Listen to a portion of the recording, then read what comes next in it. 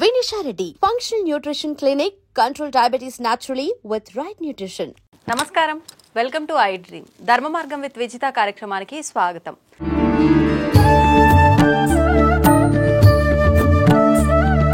ప్రస్తుత సమాజంలో మనిషికి ఓర్పు అనేది ఎంత అవసరం. పెద్దవాళ్ళు చెప్తూ ఉంటారు, మనిషికి ఓర్పు సహనం అనేది ఖచ్చితంగా ఉండాలి అని చెప్పి. మరి ఓర్పు ఉండాలి అని చెప్పేటప్పుడు మన ముందు అధర్మంగా ఏదైనా జరుగుతున్నప్పుడు, మనపైకి ఏదైనా వ్యతిరేకత వచ్చినప్పుడు అదే ఓర్పుతో ఉండాలా, ఎదురు తిరిగి మనం దాడి చేయాలా, ఇలాంటి మంచి మంచి విషయాలు ఇప్పుడు ప్రభుజీతో మాట్లాడి తెలుసుకుందాం. ప్రస్తుతం మనతో పాటు ఉన్నారు ఇస్కాన్ టెంపుల్ నుంచి ప్రణవానంద గారు. ఇప్పుడు వారితో మాట్లాడి మరిన్ని విషయాలు క్లియర్గా అడిగి తెలుసుకుందాం. హరే కృష్ణ ప్రభుజీ. హరే కృష్ణ మాతాజీ. ప్రభుజీ, ప్రతి ఒక్కరు కూడా కృష్ణుని ఆరాధించే వాళ్ళు తన దగ్గర నుంచి ఏదో ఒకటి ఆశిస్తూనే ఆరాధిస్తుంటారు అని అనిపిస్తుంది చూసే వరకు. నిజంగా ఆయన నుంచి ఏమీ ఆశించకుండా ఆరాధించే వాళ్ళు కూడా ఉన్నారా ప్రభుజీ? ఏదో ఒకటి ఆశిస్తూ ఉంటారు అని మనకు అనిపిస్తుందండి. ఎందుకో తెలుసా? ఎందుకంటే మన నిజమైన భక్తి అంటే మనకు తెలియదు కాబట్టి. ఇంకో విషయం చెప్తాను. ప్రహ్లాదుడి దగ్గరికి నరసింహస్వామి ఆయన కోసమే ఒక అవతారాన్ని స్వీకరించారనమాట. అయితే హిరణ్యకశిపు సంహారం అంతా అయిపోయాక సింహాసనం పైన కూర్చొని, ఓ ప్రహ్లాద నీకేం కావాలో అడుగు అంటే, నాకేం వద్దండి అంటే, చెప్పు ప్రహ్లాద నీకేం కావాలో చెప్పు, ఏదో ఒకటి ఇవ్వాలనుకుంటున్నా అంటే, లేదు లేదు నాకేమొద్దు నాకేదొద్దు. అడుగుతావా లేదా అంటే, నువ్వు ప్రశాంతంగా ఉండయ్యా నాకేదొద్దు అని నరసింహస్వామికే నచ్చి చెప్తున్నాడు అనమాట ప్రహ్లాదుడు. చిట్టు చివరికి ఏదో ఒకటి అడగాల్సిందే, నువ్వు ఏదైనా అడగాల్సిందే, అడగంది నేను వెళ్ళను అని అంటే, సరే మా నాన్నని క్షమించేసేయి అని అడుగుతాడు. చూడండి, భక్తుడికి చిట్ట చివరికి ఏదన్నా అడగాలి. వాళ్ళ నాన్నగారు ఎన్ని చేశాడండి ఈయనని తేళ్లతో కరిపించాడు, ఏనుగులతో తొక్కించాడు, సముద్రంలో పడేయించాడు, పర్వతంపై నుంచి కిందికి పడించాడు, విషం ఇచ్చాడు, చంపాలని చూశాడు. ఏం చేసినా సరే చిట్ట చివరికి కోరుకో అంటే మా నాన్నని క్షమించేసే అన్నాడు. ఇది ఒక భక్తుడి యొక్క లక్షణం ఎలా ఉంటుంది. ఈరోజు మేము కుంతి మహారాణి యొక్క ప్రార్థనలు చదువుతున్నాం భాగవతంలో. ఆవిడ ఒక కోరిక అడుగుతుంది కృష్ణుని. ఏమంటుంది తెలుసా అండి? అయ్యా నాకు ఇంకా కష్టాలు ఇవ్వు జీవితంలో అని అడుగుతుంది. ఎందుకయ్యా కష్టాలు ఎందుకు అని అంటే, కష్టాలు నువ్వు చాలా బాగా గుర్తొస్తావు, నీ గుర్తు మంచిగా ఉన్నప్పుడైతే నువ్వు గుర్తురావు కదా, కష్టాలు ఉన్నప్పుడు నేను నిన్ను వేడుకుంటా, కాబట్టి ఇంకా కష్టాలు ఇవ్వు నాకు అని చెప్తుంది కుంతి మహారాణి. ఇది నిజమైన భక్తి అని అంటే. కాబట్టి భగవంతుడి యొక్క భక్తి అని ఎప్పుడైతే ఉంటుందో, భక్తి ట్రాన్స్లేట్స్ టు ప్రేమ. నిజమైన ప్రేమలో అండి వేరే వాళ్ళ దగ్గర నుంచి మనం ఏం తీసుకోవాలి అని అనుకోం, మనం ఏమి ఇవ్వాలి అని ప్రయత్నం చేస్తాం. మా గురువుగారు ఒక విషయం చెప్తారు, love means service, love means sacrifice అని అంటారు. ప్రేమ అంటే త్యాగం, ప్రేమ అంటే సేవ.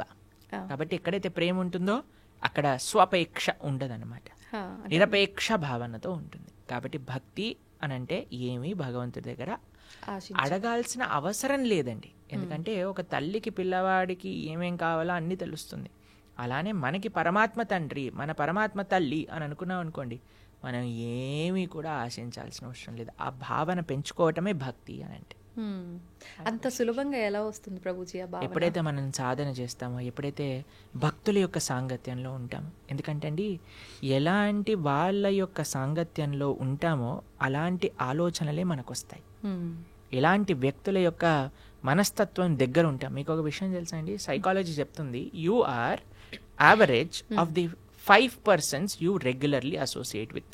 ఏమంటుంది? మన మనస్తత్వం అట మన 5 ఫ్రెండ్స్ లేదా మన 5 కాన్స్టెంట్గా అసోసియేట్ చేసే వ్యక్తుల యొక్క యావరేజే మన మనస్తత్వం అవుతుంది. కాబట్టి ఎవరైతే భగవంతుడికి నిరపేక్ష భావనతో భక్తి చేసే భక్తుల దగ్గర ఉన్నారనుకో, మనకు కూడా వస్తుంది.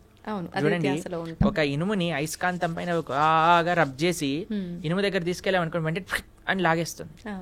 నిజంగా చెప్పాలంటే ఇనుముకి అయస్కాంతం శక్తి లేదు, కానీ అయస్కాంతం వల్ల ఉండటం వల్ల ఇనుముకి ఆ శక్తి వచ్చింది. కాబట్టి మీరు దుర్లభమే, చాలా కఠినమే, కానీ ఎప్పుడైతే అలాంటి వ్యక్తుల యొక్క సాంగత్యంలో ఉంటామో అది చాలా సులభం అవుతుంది. అందుకే లోకే సజ్జన సంగతి రేఖ భవతి భవార్ణవ తరణే నౌక అని అంటారు. అది ముఖ్యం ప్రభుజీ. అంటే ఈ జనరేషన్ వాళ్ళు చాలా మంది ఆధ్యాత్మికత, ఈ స్పిరిచువల్గా వెళ్ళడం, ఇవన్నీ ఒక మూఢనమ్మకం అని కొట్టిపారేసే వాళ్ళు కూడా చాలా మంది ఉన్నారు. అసలు నిజంగా మూఢనమ్మకం అంటే ఏంటి, భక్తికి దానికి సంబంధం ఏంటి అసలు? మీకు ఒక విషయం చెప్తానండి, భక్తి మూఢనమ్మకం కాదు. ఇప్పుడు చూడండి, ఒక వ్యక్తి ఒక రిటర్న్స్ రావాలి, ఒక ప్రాఫిట్ రావాలి అని అనుకుంటాడు. అప్పుడు ఏం చేస్తాడండి? ఆయన ఒక ఇన్వెస్ట్మెంట్ చేసి దాంట్లో నుంచి ప్రాఫిట్ కావాలి అని అనుకుంటే పద్ధతిగా ఉంటుంది. ఏ ఇన్వెస్ట్మెంట్ చేయకుండా నాకు ప్రాఫిట్ కావాలి అనుకుంటే ఎలా చెప్పండి. ఒక వ్యక్తి అట జీవితాంతం భగవంతుడికి ప్రార్థన చేశాడట, నాకు లాటరీ కావాలి, లాస్ట్కి చనిపోయాడట. భగవంతుడి దగ్గరికి వెళ్ళాడట, ఒరే ఎలాంటి భగవంతుడు, నువ్వు జీవితాంతం ప్రార్థన చేశాను లాటరీ కావాలని లాటరీ ఇవ్వలేదంటే భగవంతుడు అన్నారట, అయ్యా నేను కూడా ఇవ్వడానికి వెయిట్ చేస్తున్నా, కానీ కనీసం నువ్వు లాటరీ టికెట్ కొంటే కదా నేను ఇచ్చేది అని అన్నారు. కాబట్టి నాకు లాటరీ కావాలి, కనీసం లాటరీ టికెట్ కొనయ్యా నువ్వు. కాబట్టి కనీసం నువ్వు నమ్మకం పెట్టి స్వామి పైన ఆయన రెసిప్రొకేట్ చేస్తాను, నేనేం చేయను, నాకు భగవంతుడు కావాలి, ఇదంతా మూఢనమ్మకం. అవజానంతి మా మూఢ అని అన్నాడు కృష్ణుడు భగవద్గీతలో. మూర్ఖులు నన్ను తెలుసుకోలేరు అని. చాలా సులభం అండి భగవంతుని తెలుసుకోవటం అంటే, చాలా సులభం. ఈ ప్రకృతి మనం పరిశీలన చేసిన మన భగవంతుడి యొక్క ఉనికి ప్రతి అణువులో ఉన్నది.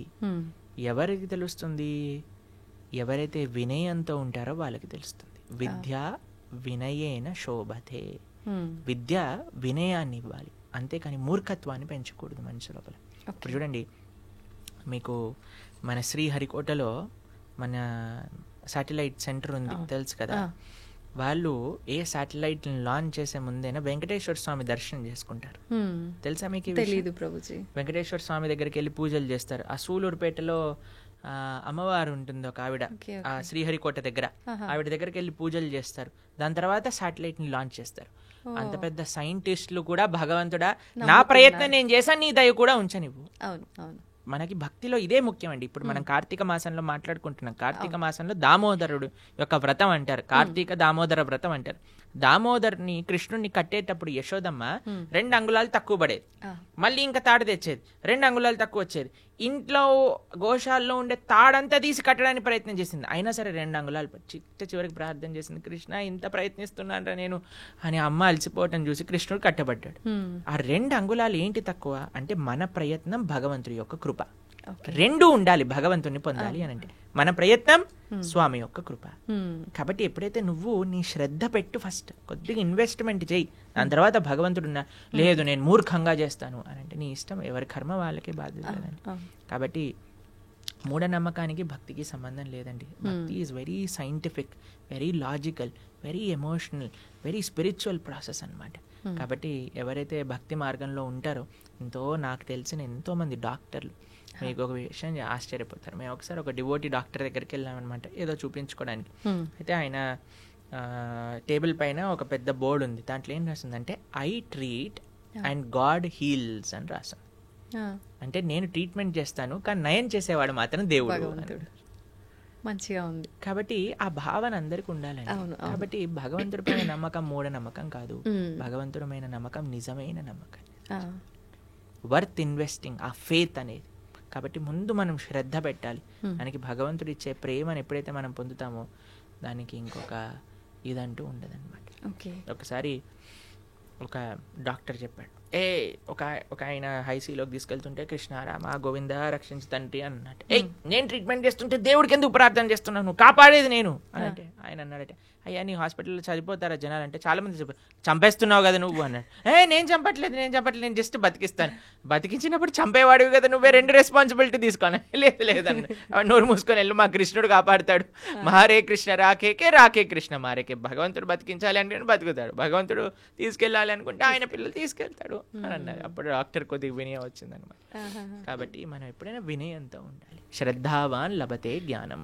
శ్రద్ధ పెట్టు, నీకు జ్ఞానం వస్తుంది, భగవంతుడు ఎవరు ఏంటి అనే విషయాలన్నీ తెలుస్తాయి. ప్రభుజీ, ఆధ్యాత్మిక చైతన్యం అంటే ఏంటి? భక్తి, ఆధ్యాత్మిక చైతన్యం రెండు ఒకటేనా? భక్తికి సంబంధించిన జ్ఞానం ఏదైతే ఉందో దాన్ని ఆధ్యాత్మిక చైతన్యము అని అంటారు. ఎప్పుడైతే మనం భగవంతుడి గురించి వింటామో, అందుకే చాలా మంది అండి పూజలకి చాలా ఇంట్రెస్ట్ చూపిస్తారు, వ్రతాలు నోములు చేయాలంటే చాలా ఎంతూజియాస్టిక్ గా ఉంటారు. అదే నువ్వు వచ్చి భాగవతం వినరా నాయన అంటే ఎవరు రాడనమాట, గీత చదువురా బాబు అంటే ఎవరు రాడనమాట. ఎందుకు అని అంటే మనకి ఒక స్టెప్స్ ఆఫ్ డివోషనల్ సర్వీస్ ఉంటాయి. 9 భక్తి మార్గములు అని అంటారు, మీరు వినే ఉంటారు కదా. మన ఛానల్లో ఒక ప్రవచనం ఉన్నది 9 భక్తి మార్గాలపైన. అందులో ప్రహ్లాదుడు వాళ్ళ నాన్నగారికి చెప్పినప్పుడు, ప్రహ్లాద హాస్టల్లో ఏం చదువుకున్నావు అని అంటే ప్రహ్లాదుడు అన్నాడు, చదివించి నను గురువులు చదివి తిని సకల శాస్త్రములు చదువులలో మరొమమెల్ల చదివి తిని తండ్రి అని ప్రహ్లాదుడు అన్నాడు అనమాట. అయ్యా నన్ను గురువులు చదివించారు, నేను సకల శాస్త్రములు చదువుకున్నాను, ఆ చదువులలో మర్మం అంటే ఎసెన్స్ ఆఫ్ స్క్రిప్చర్స్ నేను నేర్చుకున్నాను అంటే చాలా ఆనందపడతాడండి హిరణ్యకశిపు. అంటాడు ఏంటి అసారాంశమో చెప్పు ప్రహ్లాద అని అంటే, శ్రవణం కీర్తనం విష్ణు స్మరణం పాద సేవనం అర్చనం బంధనం దాస్యం సఖ్యం ఆత్మనివేదనం.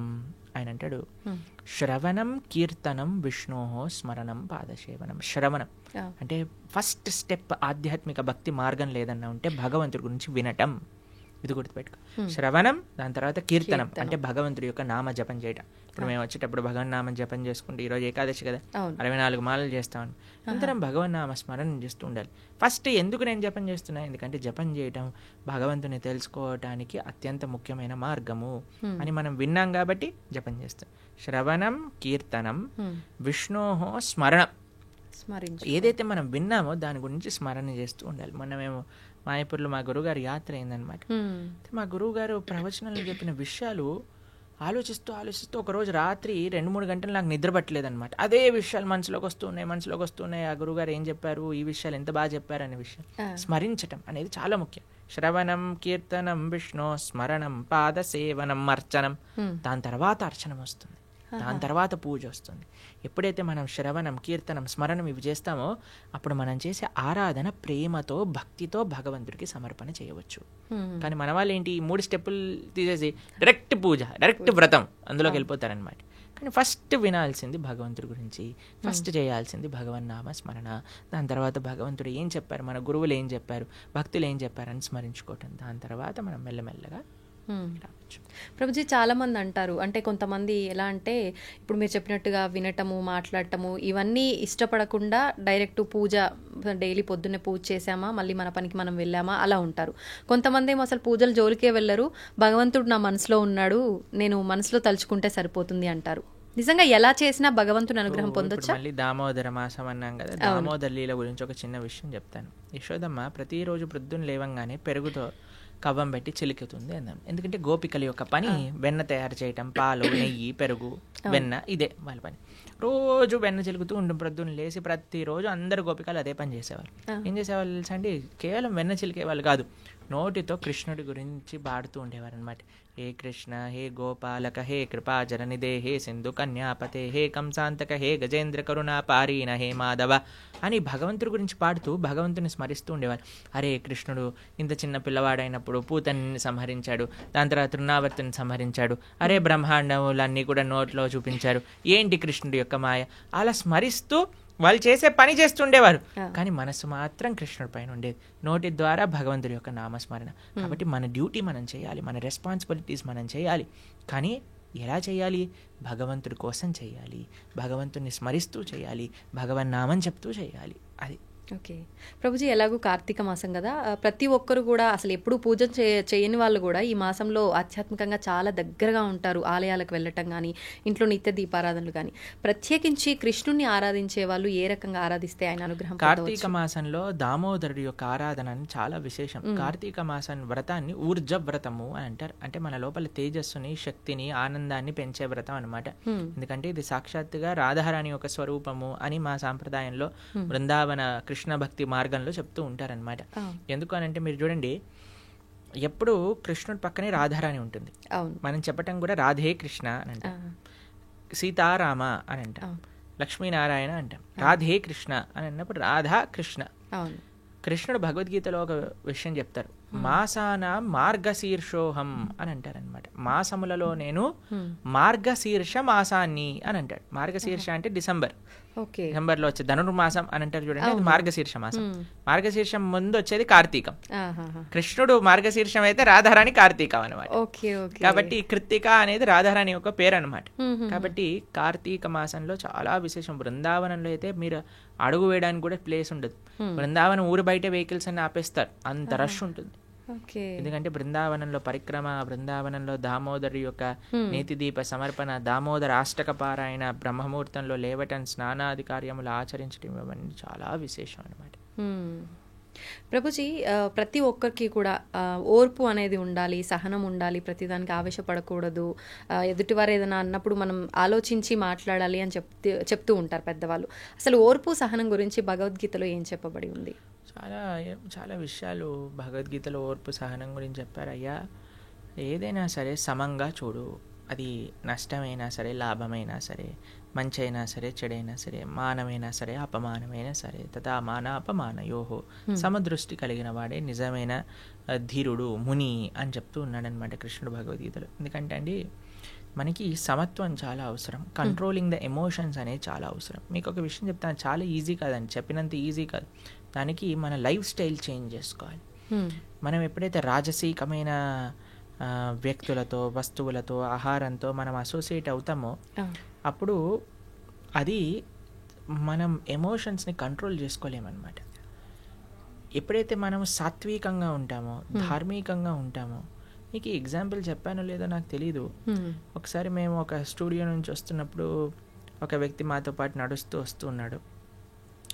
వస్తున్నప్పుడు ఒక ఆయన పరిగెత్తుకుంటూ ఫాస్ట్గా నడిచేసరికి ఈ వ్యక్తిని భుజాలపైన ఇలా డాష్ అయిందనమాట. కింద పడిపోయాడు.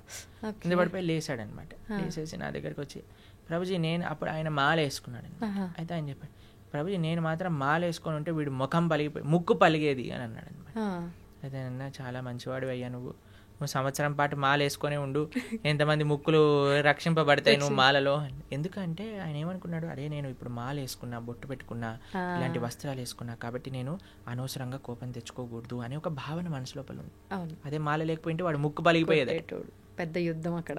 అందుకే ఆధ్యాత్మిక భావన ఎందుకు మనకు కావాలి, ఎందుకు మనం బొట్టు పెట్టుకోవాలి, ఎందుకు మనం మాల వేసుకోవాలి, ఎందుకు మనం సాంప్రదాయంగా ఉండాలంటే ఎప్పుడైతే మనం ఇవన్నీ ఎక్స్టర్నల్ థింగ్స్, చాలామంది అంటారు ఎందుకు ఇవన్నీ అవసరం లేదు, ఇదంతా షో ఆఫ్ అంటారు. కాదండి, ఇలా వేసుకున్న వాళ్ళ వల్ల చాలా మంది ముక్కులు కాపాడబడుతున్నాయి, చాలా మంది బ్రతికి ఆనందంగా ఉంది. ఎందుకంటే మనిషి అంటే ఎమోషనల్ కదా, వెంటనే యాక్ట్ చేయాలనిపిస్తుంది.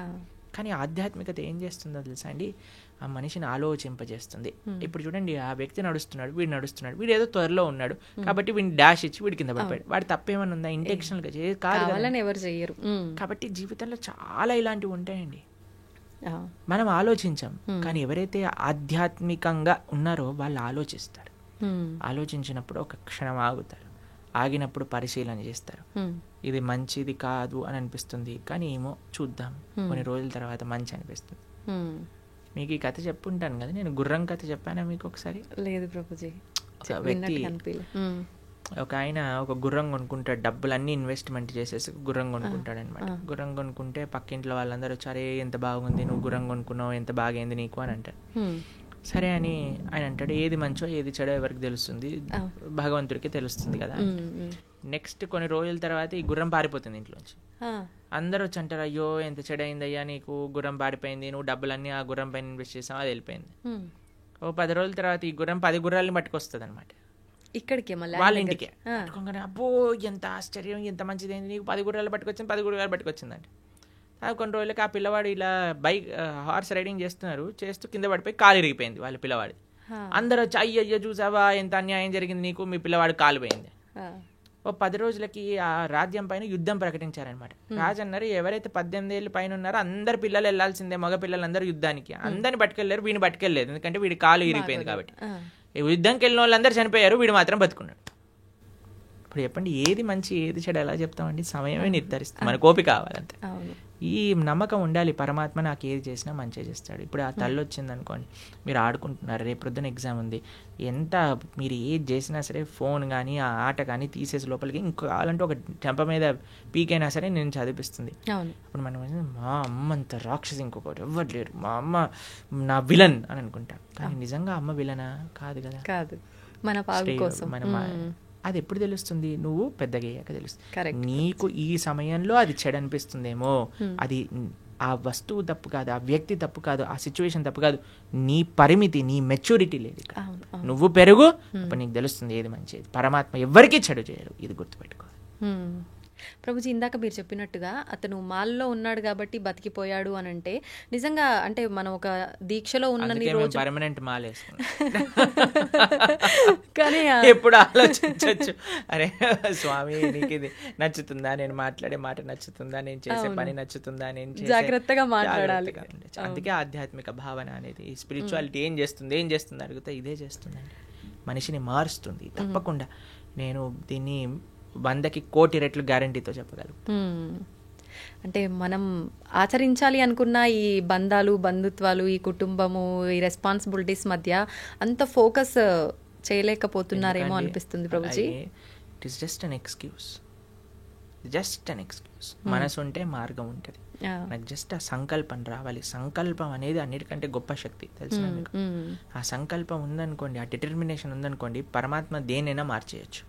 ఎందుకండి ఇప్పుడు అనవసరమైన కోరికలనే మనం అంత మొండిగా సాధించుకున్నప్పుడు, స్వామి నేను ఒక మంచి ధార్మికంగా ధర్మ మార్గంలో నడవాలి అని అనుకుంటే కృష్ణుడు బ్లెస్ చేయలేడా అండి? ఎందుకు చేయలేడు? చేస్తాడు. మనకు ఆ సంకల్పం లేదంతే. ప్రభుజీ, ఇప్పుడు అంటే దీన్ని బట్టి మనిషికి ఓర్పు అనేది ఖచ్చితంగా ముఖ్యం. అయితే రకరకాలుగా జరిగేవి చూస్తున్నాం సమాజంలో, ఇప్పుడున్న ప్రస్తుత సమాజంలో. అటువంటి సమయంలో మన కళ్ళ ముందు చెడు జరుగుతున్నా కూడా, అంటే మనం కాలమే దానికి ఒక ఆన్సర్ ఇస్తుంది అని మనం సైలెంట్గా ఓర్పుతో ఉండాలంటారా, ఎదురు తిరగొచ్చు అంటారా? దీని గురించి ఏం చెప్తారు? ఓర్పు, ఓపిక మన సొంత విషయంలో ఓడిపడాలి, కానీ ధర్మం విషయంలో ఓర్పు ఉండకూడదు. ఓర్పు ఉండకూడదు అంటే కత్తి తీసి వేరేమని వేసేస్తా కాదండి. నీకు కృష్ణుడు ఆ సేవ ఇచ్చాడా? అర్జునుడికి చెప్పాడు, మా మనుస్మర యుద్ధచ, నన్ను గుర్తుపెట్టుకుని యుద్ధం చేయి. నీకు చెప్పారా? నీకు చెప్తే, అంటే మనకి చెప్తే, మనకి మన గురువులు చెప్తే, అరే నువ్వు ఈ విధంగా ధర్మ పరీక్షణ చేయి, ఈ విధంగా ధర్మ పరిరక్షణ చేయి. ధర్మో రక్షతి రక్షిత. దీన్ని ఒక్కొక్కళ్ళకి ఒక్కొక్క విధంగా అన్వయం ఉంటుంది. అన్నిటికంటే ముఖ్యమైనది ఏంటో తెలుసా అండి? ధర్మాన్ని రక్షించుకోవటం అంటే ధర్మాన్ని ఆచరించటం, ధర్మాన్ని తెలుసుకోవటం, ధర్మాన్ని ఆచరింప చేయటం. తల్లిదండ్రులు ధర్మాన్ని తెలుసుకొని పిల్లలకి ధర్మాన్ని చెప్పడం, పిల్లలు ధర్మాన్ని ఆచరిస్తే ఇదొక విధంగా ధర్మ పోరాటం. అందరు కూడా నేను కత్తి పట్టుకుంటాను అని అంటే అసాధ్యం అండి. కొంతమందికి ఆ సేవ ఉంది, ఎవరికి ఆ సేవ ఉందో వాళ్ళకి తెలుసు, వాళ్ళ ఆ సేవ అలా చేయాలి. కొంతమందికి శాస్త్రాధ్యాయన ధర్మ పరిరక్షణ, అది నువ్వు చేయి. కొంతమందికి ధర్మాన్ని వినటం, ధర్మాన్ని ఆచరించడం, అది నీ ధర్మ పరీక్ష, నువ్వు అది చేయి. కాబట్టి ఒక్కొక్కళ్ళ నేచర్ బట్టి, ఒక్కొక్కళ్ళ ఇంక్లినేషన్ బట్టి ఆ విధంగా గురువుల యొక్క అనుగ్రహంతో మనం సేవ చేయాలి. అంతేకాని మనంతటా నేను ఇచ్చేస్తా అది చేస్తా అని అనుకోకూడదు. ప్రభుజీ, మానవులందరూ కూడా ఖచ్చితంగా భగవత్ ఆరాధనలో ఉండటమే ముఖ్యం. మనుష్య జన్మ వచ్చిందే దానికోసం కదండి. మనుష్య జన్మ వచ్చింది ఎందుకు అని అంటే మనం భగవంతుడిని సేవించి, భగవంతుని తెలుసుకొని, భగవంతుని చేరడానికి వచ్చింది. కాబట్టి మనిషి భగవదారాధన చేయలేదనుకోండి, ఇంకా మనిషి జీవితం వచ్చి వేస్ట్ కదండి. ఇప్పుడు చూడండి, ఒకళ్ళకి చాలా కష్టపడి ఐఐటి ఖరగ్పూర్లో వచ్చింది సీట్. వాడు వచ్చాక నేను క్యాంటీన్కి వెళ్తాను, నేను సినిమాకి వెళ్తాను, నేను అక్కడికి వెళ్తే ఒరే ఇంత కష్టపడి ఐఐటికి వచ్చిందిరా, చదువుకోరా అని చెప్తా. అంతే కదండి, అవునా కదా? కాబట్టి ఐఐటీలో సీట్ వచ్చినప్పుడు ఏం చేయాలి? వాడు చాలా జాగ్రత్త చదువుకోవాలి. ఎందుకంటే దానికి ఉన్న అస్తిత్వమే అది. అంతే, మనుష్య జన్మకుండే అస్తిత్వమే భగవంతుని తెలుసుకోవటం. దాతో బ్రహ్మ జిజ్ఞాస. భగవంతుడు బ్రహ్మమెవరు, భగవంతుడు ఎవరు తెలుసుకొని ఆ భగవంతుని సేవించడమే మనుష్య జన్మ యొక్క సార్థకం చేసుకున్నట్టు. కాబట్టి మనిషి ఆ పని చేయకపోతే ఇంకా పశువు జన్మ వచ్చినా మేలండి, మనిషి జన్మ వచ్చి కానీ ఇది చేయకపోతే అది. ప్రభుజీ, కృష్ణుడు ద్వాపర యుగంలో మానవ జన్మ తీసుకున్నారు కదా, మరి ఆయన కూడా అప్పుడు భగవతారాధన చేశారు? మానవ జన్మ తీసుకోలేదండి. కృష్ణుడు మనిషిగా పుట్టలేదు. కృష్ణుడు దేవకీ దేవి యొక్క గర్భం నుంచి ఉదయించాడు, సూర్యుడు ఉదయించినట్టు. వసుదేవుడి యొక్క హృదయంకి వచ్చి దేవకీ దేవి యొక్క హృదయంకి వెళ్ళి, దేవకీ హృదయం నుంచి దేవకీ గర్భం నుంచి ప్రకాశితమయ్యారు చతుర్భుజ రూపంతో. మనిషిలా పుట్టాడంటే ఏడుస్తూ పుట్టాడండి. కృష్ణుడు పుట్టినప్పుడు శంఖచక్ర గదా పద్మాలు పట్టుకొని, అమ్మ నువ్వు పూర్ణ జన్మలో ఇది, నాన్న నువ్వు ఇది, నన్ను తీసుకెళ్లి గోకులంలో దింపేయండి. ఇది మనిషా అండి? మనిషి చేస్తాడా ఇలా? కానీ ఆయన భగవంతుడి మానవ జన్మ కాదు. ఎలా అండి? ఆ రోజుల్లో పూతన రాక్షసు చంపే, తృణావర్తిని చంపే, శకటాసుర, కేశి, హరిష్టాసుర, ప్రలంబాసుర, ఆ సుల్లందరిని చంపేసి గోవర్ధనాన్ని ఎత్తేసి ఫారెస్ట్ పైన మింగేసి మనిషి చేయగలుగుతాడా? అంటే మానవ రూపంలో కృష్ణ పరమాత్మ, మానవ రూపంలో కూడా కాదు. కందర్ప కోటి కమనీయ విశేష శోభం. 1000 మంది కందర్పులు వచ్చినా సరే ఆయన ముందు కళ్ళు తిరిగి పందిపోయి అంత అందం కలిగిన వాడు శ్రీకృష్ణ భగవానుడు. కందర్పులు అంటే, కందర్ప అంటే కామదేవుడు. ఓకే మన్మధుడు కందర్ప కోటి కమనీయ విశేష శోభ అంటే కోట్ల మంది కందర్పులు కూడా ఆయన ముందు ఒక కాకరోజులా ఉంటారనమాట కృష్ణుడు ముందు. అంత సౌందర్యం, అంత శక్తి, అంత వీర్యం, అంత తేజస్సు, అంత జ్ఞానం కలిగిన వాడు శ్రీకృష్ణ పరమాత్మ. అయినా సరే మీరు అడిగిన క్వశ్చన్ చెప్తాను. బృందావనంలో కృష్ణుడి పట్ల ఎంత ప్రేమ ఉండేది వ్రజవాసులకి అని అంటే, ఏదన్నా సంహరించిన, ఇంత పెద్ద పూతన అనే రాక్షసిని సంహరించిన చిట్టు చివరికి వాళ్ళ అమ్మ తీసుకొచ్చి ఆవు తోక తీసుకొని కృష్ణుడికి దిష్టి తిప్పి, అయ్యో మా తామకి దిష్టి తగిలింది కదా, నారాయణుడు రక్షింపుగాక. ఇప్పటికీ మీరు బృందావనంలో నందగావ్ అనే ప్రదేశానికి వెళ్తే నంద మహారాజ్ ఆరాధన చేసిన శేషశాయి విష్ణు యొక్క మూర్తి అక్కడ కనిపిస్తుంది అనమాట. ఆ శేషశాయి విష్ణు యొక్క మూర్తిని నంద మహారాజ్ ప్రతినిత్యము ఆరాధన చేస్తూ ఉండేవారు. కృష్ణుడి యొక్క కాంక్ష కోసం ఒక నరసింహస్వామిని కూడా, ఆయనే నరసింహుడు, ఆయనకు ప్రార్థన చేయాలి, ఓ నరసింహ మా పిల్లవాడిని కాపాడు, ఓ నరసింహ మా పిల్లవాడిని కాపాడు. ఇప్పటికీ నంద మహల్కి వెళ్తే ఆ నరసింహస్వామి, ఆ విష్ణుమూర్తి కనిపిస్తారు అనమాట. ప్రభుజీ, కృష్ణుడు లీలల విషయానికి వస్తే రకరకాల లీలలు అంటే ఆయన ఒక పర్పస్ మీద అక్కడ జన్మ తీసుకున్నా, అక్కడ ఉన్నా కూడా ఈ లీలలన్నీ ఎందుకు అంటే మనకి ఏం తెలియజేయడం కోసం చూపించారు? మన కోసం ఈ లీలలు చేసింది. ఆయనకి పాపం ఆయన చాలా పనులున్నా అన్న వదిలిపెట్టేసుకొని ఇక్కడికి వచ్చాడు. ఎందుకోసము అని అంటే, ఇప్పుడు చూడండి మన పరమాత్మకి ఎంత, చాలా మంది అడుగుతారు, ఏంటి మీ దేవుడికి ఇన్ని లీలలేంటి, అవతారాలేంటి, మా దేవుడు మాత్రం ఎక్కడో పైన స్వర్గానికి అక్కడ ఉంటాడు, అక్కడ నుంచి అన్ని చూసుకుంటాడు. ఇప్పుడు చూడండి ఒక వ్యక్తి ఉన్నారు, ఆయన ఇప్పుడు మీకే చెప్తానండి, మనం ఒక సుడిగుండంలో ఒక వ్యక్తి పోతున్నాడు అనుకోండి, కాపాడండి కాపాడండి కాపాడండి అని నడుస్తాం. కానీ మనం వెళ్తామా, వదిలేయండి, ఏదైనా తాడుందా అని వెతుకుతాం. తాడేస్తాను అనుకోండి, తాడేస్తే నేను సేపుకు ఉండాలి, వాడు సేపుకు ఉండాలి, ఎందుకంటే వాడికి మనకి పెద్ద సంబంధం లేదు కాబట్టి ఏం పర్వాలేదు. ఇప్పుడు మేము మాయాపూర్లో ఉన్నాం అనమాట. మాయాపూర్ నుంచి వస్తున్నాం కోల్కతా, అక్కడ నుంచి ఇక్కడికి వచ్చాం. అయితే అక్కడ ఒక ఆయన చెప్తున్నారు, ఒక డివోటీ వాళ్ళ మాయాపూర్లో గంగా నది ఫ్లడ్స్ వచ్చినప్పుడు ఏమైందట అంటే, బోట్ పదం, భగవద్గీత ఇవన్నీ ఉన్నాయి, ఇవన్నీ వింటూ ఉండండి, జపా క్లాసులు ఏవైతే ఉన్నాయో వాటికి వస్తూ ఉండండి.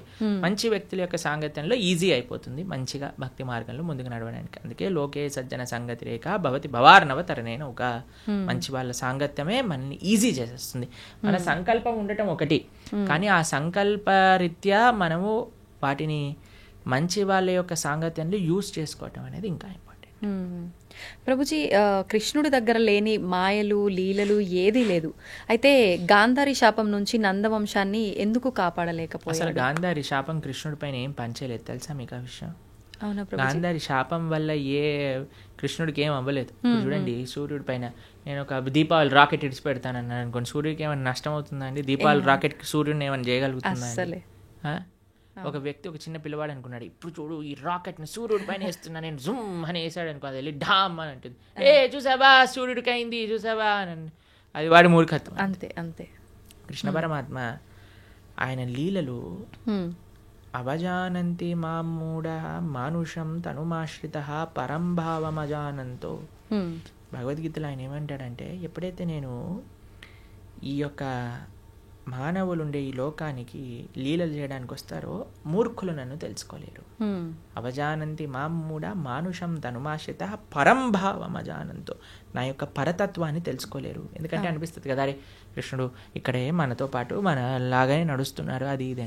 కాబట్టి గాంధారి పెట్టిన శాపం వల్ల కృష్ణుడు అవతార స్వీకారం నుంచి అవతార పరిసమాప్తి చేసేంత వరకు ఏమేం చేయాలో ఆయనకు క్రిస్టల్ క్లియర్ స్కెచ్ చేసుకొని వచ్చారనమాట. క్రిస్టల్ క్లియర్ స్కెచ్ చేసుకొని వచ్చాను. ఇప్పుడు చూడండి, మీకు ఒక ఉదాహరణ చెప్తాను. నేను స్కూల్కి వెళ్ళాలని బయటకు వచ్చాను, షూస్ వేసుకున్నా, అన్నీ వేసుకొని బయటికి వెళ్ళాను, బస్సు కోసం వెయిట్ చేస్తున్నా. అంత లోపల పక్కింటి వాళ్ళు కూడా, వాళ్ళు బైక్లో వెళ్తారండి స్కూల్కి, వాళ్ళు వెళ్తున్నారు, నిన్ను కూడా దింపేస్తాను అన్నాను అనుకోండి, సరే ఎలా ఉన్నా బస్సు రావడానికి టైం ఉంది కదా, వీళ్ళు ఎలా వెళ్తున్నారు కదా ఎక్కేసి మనం వెళ్ళిపోయి. ఇప్పుడు ఆ వ్యక్తి దింపేశాక, ఈరోజు నేనే స్కూల్కి తీసుకొచ్చాను లేకపోతే వాడు రాకపోతుండే అన్నాడు అనుకోండి, ఏమన్నా ఉందా? ఆల్రెడీ స్కూల్కి తయారయ్యాడు, బస్సు కోసం వెయిట్ చేస్తున్నాడు, బస్సు వచ్చే లోపల వెయిట్ చేస్తున్నారు కదా, ఈయన ఎలా వెళ్తున్నాడు కదా అని వెళ్ళాడు, అంతే కదండి. అలానే పరమాత్మ ఈ విధంగా అవతార పరిసమాప్తి జరుగుతుంది, ఈ విధంగా యదువంశం పరలోకానికి వెళ్ళిపోతుంది అని అన్ని ప్లాన్ ఉంది. గాంధారి నువ్వు నశించుగాక, సరే ఎలాగనో ప్లాన్ లో ఉంది కదా, ఈవిని కూడా స్వీకరిద్దాం, ఈ మాటలు కూడా స్వీకరిద్దాం అని పరమాత్మ స్వీకరించాను. అంతేగాని గాంధారి శాపం వల్లే అయింది, సూర్యుడికి పైన రాకెట్ వేసినట్టు. ఓకే, అది మన మూర్ఖత్వమే అవుతుంది. ఓకే ఓకే ప్రభుజీ, శ్రీకృష్ణ తులాభారం గురించి తెలుసు కదా, అయితే తులాభారంలో తులసికి చాలా ప్రాముఖ్యత ఉంటుంది. మరి మన నిత్య జీవితంలో మన మనుషులకి తులసి ప్రాధాన్యత ఏంటి ప్రభుజీ? వృందాయే తులసీ దేవ్యాయే ప్రియాయే కేశవస్య చ విష్ణుభక్తి ప్రదే దేవి సత్యవద్యై నమో నమః. శ్రీకృష్ణ ప్రేయసి, శ్రీకృష్ణకి అత్యంత గొప్ప భక్తురాలు తులసి మహారాణి. మనము చాలా జాగ్రత్తగా తులసి మహారాణి యొక్క ఆరాధన చేయాలి. చాలామంది అనుకుంటారు స్త్రీలు ఒక్కళ్ళే ఆరాధన చేయాలి. కాదండి, ప్రతి ఒక్కళ్ళు, పురుషుడైనా స్త్రీ అయినా పిల్లవాడైనా పెద్దవాడైనా వృద్ధుడైనా అందరూ తులసి మహారాణికి ప్రదక్షిణ చేయాలి. 4 ప్రదక్షిణలు చేయాలి. నీళ్లు ప్రతిరోజు సమర్పణ చేయాలి. మా ఆలయాల్లో ప్రతిరోజు ప్రొద్దున సాయంత్రం తులసి ఆరాధన జరుగుతుంది. మీరు చూడండి, ఇస్కాన్ టెంపుల్కి వచ్చి ఆ పూజ ఏదైతే భగవంతుడు ఉండే గర్భగృహంలో ఉంటారో అక్కడ తులసీదేవి కూడా ఉంటుంది. తులసీదేవికి వస్త్రాలు వేసి తులసీదేవిని ఆశీర్వదిస్తారు. విగ్రహ రూపంలో కాదు, తులసి కోటకే వస్త్రాలు సమర్పణ చేసి అక్కడ పెడతారనమాట. ఎందుకంటే ఆవిడ సాక్షాత్తుగా కృష్ణుడి యొక్క పరమ భక్తురాలు కాబట్టి. అందుకే కృష్ణుడికి పెట్టే నైవేద్యం, ఏ అభిషేక ద్రవ్యం, నీరు, దేన్నైనా సరే తులసి వేయకుండా సమర్పణ చేయొద్దు భగవంతుడికి. తులసి పెడితేనే స్వామి స్వీకరిస్తారు. తులసి పెట్టిన నైవేద్యం భగవంతుడు స్వీకరించారు, భక్తులు కూడా అలాంటి నైవేద్యాన్ని స్వీకరించారనమాట. కాబట్టి విష్ణు తత్వానికి ఎక్కడైనా సరే నైవేద్యం పెట్టామంటే తులసి పెట్టి మాత్రమే చేయాలి. కాబట్టి తులసి ఆరాధన ముఖ్యంగా కార్తీక మాసంలో ప్రతి నిత్యం కూడా మనం 3 సార్లు నీళ్లు వేసి 4 సార్లు ప్రదక్షిణ చేయాలి. తులసి మహారాణికి దీపం పెట్టాలి తులసి దగ్గర, తప్పనిసరిగా ప్రతి ఒక్కరు చేయాల్సిన పని. ప్రభుజీ, తులసిలో కూడా 2-3 రకాల తులసులు ఏదైనా పర్వాలేదు.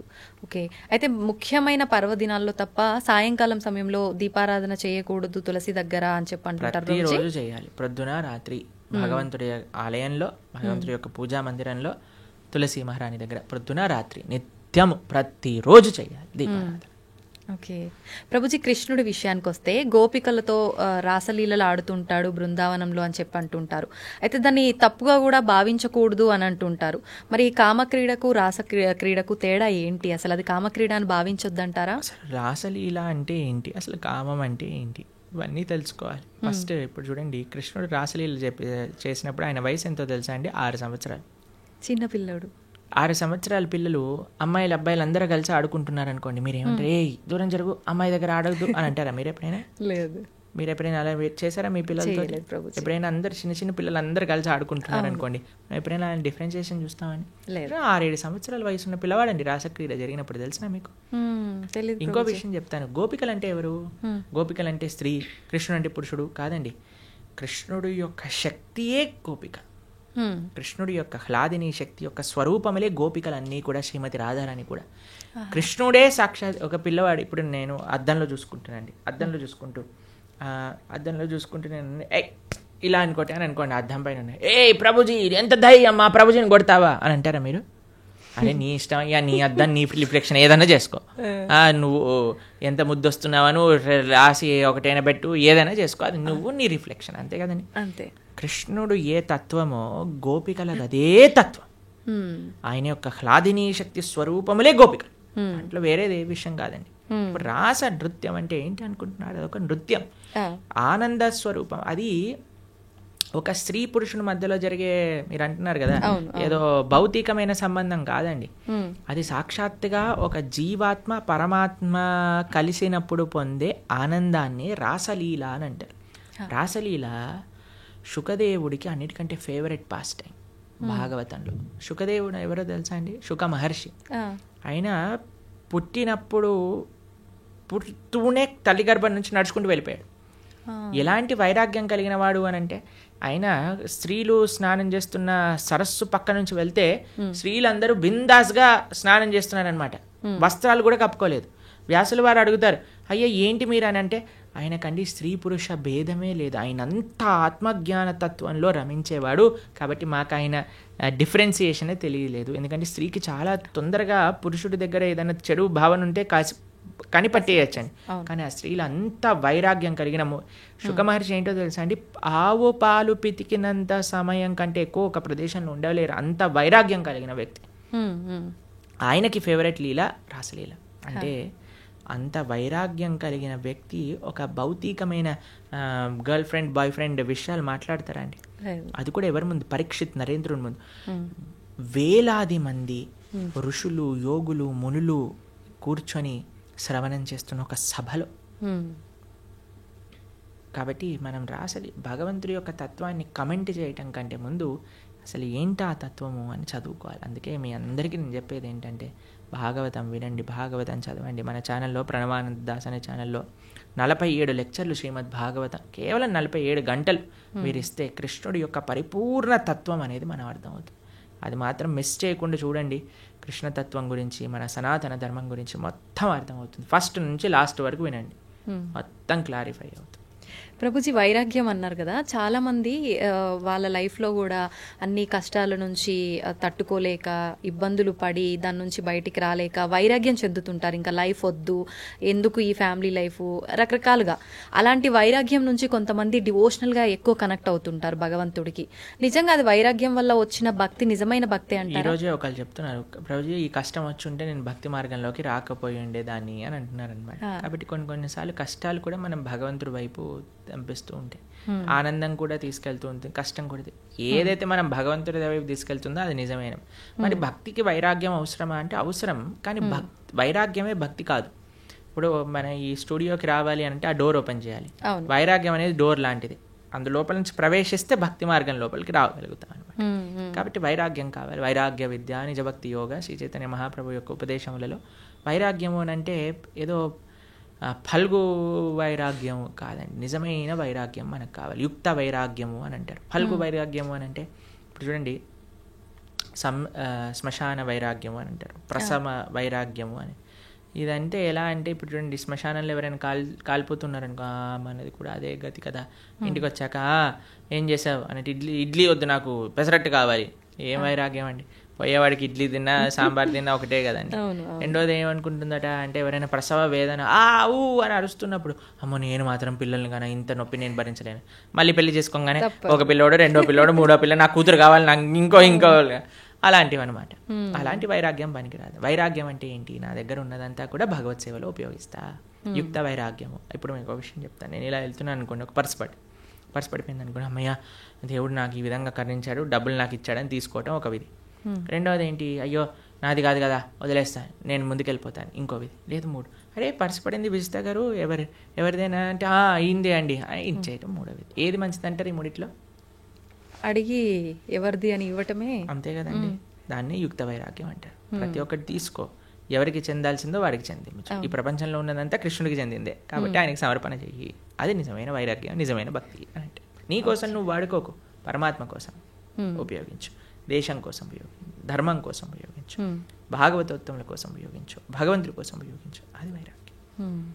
ప్రభుజీ, భగవంతుని ఆరాధించాలంటే భక్తి ఒకటే ప్రధానమా? శరీరం కూడా శుచిగా ఉండాలి అంటుంటారు. నిజంగా శరీరం శుచిగా ఉండటం అంటే ఏంటి? మీరు అన్నారనుకోండి, ప్రభుజీ మా పిల్లల్ని స్కూల్కి పంపిస్తాను కానీ యూనిఫామ్ అయ్యాను, యూనిఫామ్తో ఏం సంబంధం ఉండండి, వాళ్ళకి చదువుకోవడం కావాలి, వాళ్ళు చదువుకోవాలని ఇచ్చి ఉందంటే స్కూల్ వాళ్ళు ఎలా చేస్తారా అండి? ఏమంటారు? ఫస్ట్ యూనిఫామ్ వేసుకొని రా, అంతే కదండి. అవునా కదా? స్కూల్ షూస్ పైన మొత్తం బురద జల్లి పంపించి, బురద ఉంటే ఏంటి, నువ్వు చదువు చెప్పు, ఆయన చదువు నేర్చుకోవడానికి వచ్చావు, నువ్వు చదువు చెప్పడానికి వచ్చావు, షూ బూట్ ఇవన్నీ అంటావు ఏంటి అని అంటారా మీరు? ఏమంటారా? అమ్మ టీసీ ఇస్తాను, తీసుకెళ్ళు, మీ పిల్లల్ని వేరే స్కూల్లో జాయిన్ చేయించు అని అంటారు. అంతేనండి. గోర్లు ఎందుకు కట్ చేసుకోవాలండి? గోర్లకి చదువుకి ఏం పని ఉంది అంటే, మా స్కూల్లో పీటీ సార్ ఉంటే వాడు పెద్ద కర్ర పట్టుకొని పాట్ అని కొట్టేవాడు, గోర్లు పెరిగాయండి. అందరు పీటీ పీరియడ్ ముందు అందరు పళ్ళతో మొత్తం పడేసేసేవాళ్ళు అనమాట. హడలు వచ్చేసేది అనమాట. వామ్మో పీటీ ఈరోజు థర్స్డేనా అని అందరు హడలిపోతుండేవారు అనమాట. మీరు తినారా ప్రభుజీ అట్లా దెబ్బలు? అంటే గోర్లతో కొరికేసాం అనమాట.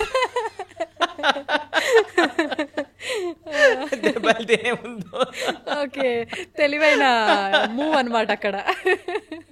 అయితే భక్తికి చాలా మంది అడుగుతారు, ఈ శుచి ఏంటి, స్నానం చేయటం ఏంటి, ఇదంతా మూర్ఖత్వం, వీళ్ళంతా చాదస్తం, పైత్యం అని అంటూ ఉంటారు. కాదండి, మీకు భక్తి హృదయంలో ఉండాలి అని అంటే దాన్ని ఎక్స్టర్నల్గా కొన్ని రూల్స్ అండ్ రెగ్యులేషన్స్ పాటించాలి.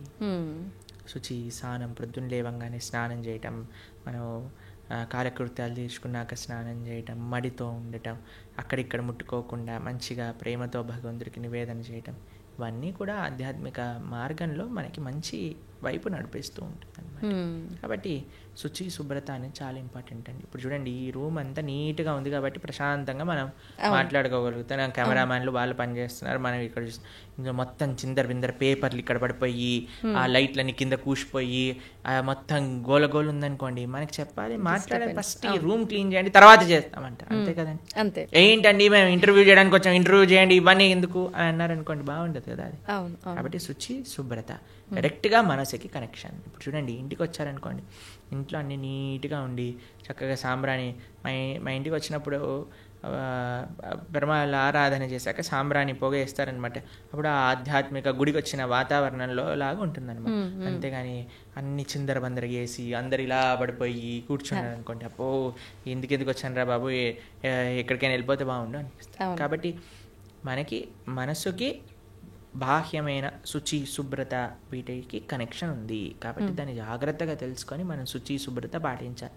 మన ఛానల్లోనే సదాచారము అనే ఒక కోర్స్ మనం చేసాం అనమాట. ప్రణవానంద దాస్ ఛానల్లోనే సదాచారం గురించి చెప్పాం. అసలు వంట ఎలా చేయాలి, అసలు మనం శుభ్రత ఎలా మెయింటైన్ చేయాలి, స్నానం ఎలా చేయాలి, అన్ని విషయాలు అందులో ఉన్నాయి. 7 లెక్చర్లు ఉంటాయి, మొత్తం శుచి శుభ్రత గురించి తెలుసుకోవచ్చు అనమాట. అది కూడా వినండి, చాలా మంచి పనికొస్తుంది. ఓకే ప్రభుజీ, చాలా మంది కాదు, ప్రతి ఒక్కరు కూడా అసలు ఏది శాశ్వతం కాదు అని అందరూ చెప్తుంటారు. అయితే అది తెలిసి కూడా మనం అన్నిటిపైన వ్యామోహం పెంచుకోవడము, ఈ బంధాలు బంధుత్వాలు వీటన్నిటిపైనే ఫోకస్ చేస్తూ ఉంటాము. ఎంతసేపు కూడా లగ్జరీ లైఫ్కి అలవాటు పడిపోతుంటాము. అసలు ఏంటి, నేను ఎందుకున్నాను, ఎందుకు వచ్చాను, అసలు ఎందుకు జీవించున్నాను, నేను అసలు ఏం చెయ్యాలి అనేది ఎలా అర్థమవుతుంది? ఈ ప్రశ్నలకు సమాధానం. ఇప్పుడు 2 ఎక్స్ట్రీమ్స్లో ఉంటారండి. ఒకటి టూ అటాచ్డ్ లేదా టూ డిటాచ్డ్. భక్తి అలా కాదు. భక్తి అండర్స్టాండ్ యువర్ పొజిషన్. నువ్వు భగవంతుడి యొక్క దాసుడివి, నువ్వు భగవంతుడి యొక్క దాసుడు, ఇవన్నీ కూడా భగవంతుడు ఇచ్చినవి. కాబట్టి ఇప్పుడు చూడండి, మీకు ఇంతకుముందు చెప్పాను అనుకుంటా, మాకు ఏదన్నా వస్తువు కానీ ఏదన్నా మేము యూజ్ చేసాం ఉందనుకోండి, ఫస్ట్ దానిపైన ICO ప్రణవానంద దాస అని రాస్తాం మేము. ICO అంటే ఇన్ కేర్ ఆఫ్, అంటే ఇది నాది కాదు, నాకు కృష్ణుడు ఇచ్చింది, నేను దీని కేర్ టేకర్ని మాత్రమే. ఈ భావన ఉండాలి. నీ కొడుకు పైన, భార్య పైన, భర్త పైన, ఇల్లు పైన, గాడి పైన, చుట్టాల పైన, వస్తువుల పైన, అన్నిటికీ ఇదే భావన. ఇది పరమాత్మ భగవంతుడు నాకు ఇచ్చాడు, దీన్ని నేను జాగ్రత్తగా చూసుకుంటా. కానీ ఎవరిచ్చారు? భగవంతుడు. నా ప్రేమ భగవంతుడి పైన. భగవంతుడు ఇచ్చిన వస్తువు. ఇప్పుడు నేను మీకు ఒక గిఫ్ట్ ఇచ్చాను అనుకోండి, ఎంత బాగా పెట్టుకుంటారే, ప్రభుజీ ఇచ్చారు ఈ గిఫ్ట్ని, జాగ్రత్తగా పెట్టుకోవాలి అని అనిపిస్తుంది. ఎందుకు? గిఫ్ట్ పైన ప్రేమ లేదా ఒక వ్యక్తి పైన గౌరవమా? ఇప్పుడు మీకు చాలా ప్రేమతో మీ తమ్ముడు కానీ, అన్నయ్య కానీ, చెల్లి కానీ, అక్క కానీ ఒక గిఫ్ట్ ఇచ్చారనుకోండి, ఐఫోన్ ఇచ్చారు. ఐఫోన్ నాకు చాలా ఇష్టం. ఎందుకు నీకు ఐఫోన్ ఇష్టము అని అంటే, అయ్యో మా తమ్ముడు, అక్క, చెల్లి, అన్న ఎవరో ఒకరు నాకు ఈ గిఫ్ట్ ఇచ్చారు కాబట్టి. అన్నకి యాక్సిడెంట్ అయింది, పోతే పోనీ ఐఫోన్ ఉంది కదా, ఐఫోన్ చూసుకుంటాను అన్నారు అనుకోండి. అరే నీకు అన్న ముఖ్యమా ఐఫోన్ ముఖ్యమా? నాకు ఐఫోన్ ముఖ్యం అని అంటే నిజంగా అన్న పైన ప్రేమ అండి? అన్న పైన ప్రేమ మీకు ఆ ఫోన్ పైన రిఫ్లెక్ట్ అవుతుంది. అన్న ఇచ్చాడు కాబట్టి నాకు ఇది ప్రేమ అని అనిపిస్తుంది. అట్లనే భగవంతుడు పైన ప్రేమ ఎప్పుడైతే ఉంటుందో అన్ని సంబంధాలు బాగుంటాయి. ఎందుకంటే వీళ్ళందరినీ కూడా భగవంతుడితో కనెక్షన్తో చూస్తాం కాబట్టి. ఎప్పుడైతే భగవంతుడిని తీసేస్తామో జీవితంలో మన స్వార్థం, ఆవిడ అనుకుంటుంది ఆవిడ స్వార్థం, నేను అనుకుంటాను నా స్వార్థం, పిల్లలు అనుకుంటారు నా స్వార్థం, తల్లిదండ్రులు అనుకుంటారు నా స్వార్థం, అత్తమామలు అనుకుంటారు వాళ్ళ స్వార్థం. కానీ ఎప్పుడైతే కుటుంబం మొత్తం కలిసి భగవంతుడిని ఆశ్రయిస్తుందో అప్పుడు అందరూ కృష్ణుడికి ఏది మంచిది, కృష్ణుడు నేను ఏం చేస్తే నాతో ఆనందంగా ఉంటాడు అని ఆలోచించి ఆ విధంగా చేస్తాను. ఇదే భక్తి అంటే. అందుకే శ్రీల ప్రభుపాదుల వారికి వాళ్ళ గురువు గారు చెప్పారు, everything can come later, the most important necessity in this world is Krishna consciousness. భక్తి ప్రపంచంలో ఉంటే అన్ని రకాల సుఖములు, అన్ని రకాల స్వాంతనలు, అన్ని రకాల సౌఖ్యం చేకూరుతుంది. దాంట్లో ఎటువంటి డౌటే లేదు. ఇది ముఖ్యం. ప్రభుజీ, ఎక్కువగా ఇస్కాన్కి సంబంధించిన వాళ్ళు ఎవరైనా సరే కృష్ణుడి గురించే ఎక్కువగా మాట్లాడుతూ ఉంటారు. మరి కృష్ణుడి సోదరుడు బలరాముడి పాత్ర గురించి కానీ ఆయనకు సంబంధించిన విశేషాలు ఎందుకని తెలియదు? బలరాముడు ఎందుకండి, మేము ఎన్నోసార్లు బలరామ జయంతి పెద్ద ఉత్సవం మా ఆలయాల్లో తెలుసా మీకు? మా సాంప్రదాయంలో బలరాముడి ఉత్సవం కానీ బలరాముడి యొక్క లీలలు చర్చించుకోవటం కానీ చాలా ముఖ్యంగా చేస్తాం. మీరు ఎప్పుడైనా మా బలరాముడి గురించి మాట్లాడిన వీడియోలు ఎన్నో ఉన్నాయి. కాబట్టి బలరాముడు గురువుకి సంకేతం. ఆయన యొక్క శక్తియే గురు పరంపర ద్వారా వస్తుంది, మన ఆచార్యుల వరకు వస్తుంది అనమాట. కాబట్టి మన గురువు చేసే శుశ్రూష, గురువు చెప్పే మాటలు సాక్షాత్తుగా బలరాముడు చెప్పే మాటలే అనమాట. కాబట్టి నిరంతరం వాటిని ఆరాధన చేస్తాం. బలరాముడికి ఆధ్యాత్మిక శక్తి ఇస్తాడనమాట, చాలా ముఖ్యం. ఓకే, నిజంగా చాలా మంచి విషయాలు తెలియజేశారు ప్రభుజీ. ముఖ్యంగా కార్తీక మాసము, దామోదర పూజ, ఎక్కువగా కృష్ణుని ఆరాధించే వాళ్ళు ఉంటారు. ప్రత్యేకించి ఈ మాసంలో ఎలా ఆరాధించాలి, ఏంటి అసలు ఈ సమాజంలో మనం భక్తి మార్గం వైపు ఎలా వెళ్ళాలి, ఇలాంటి మంచి విషయాలు తెలియజేసినందుకు ధన్యవాదాలు ప్రభుజీ. హరే కృష్ణ. ధన్యవాదాలు మాతాజీ.